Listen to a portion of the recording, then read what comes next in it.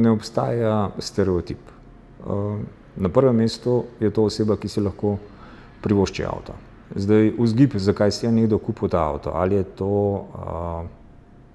otroška želja po športnem avtomobilu, ali je to nek osebni simbol oziroma status, nekaj sem dosegel, uspešen sem.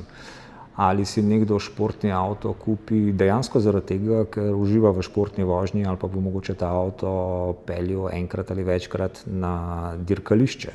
Zelo različno. Zdaj, če bi izpostavil starostno najpogostejšo skupino, to so pač osebe starejše od 30 let, se pravi med 30 pa 60, po izvoru denarja večinoma podjetniki, po nekem nazoru povsem normalni ljudje, ki si lahko privoščijo, želijo privoščiti in ne iščejo razloga, zakaj tega ne bi naredili, ker jih mogoče kdo drug pa malo gleda tako izpod oka.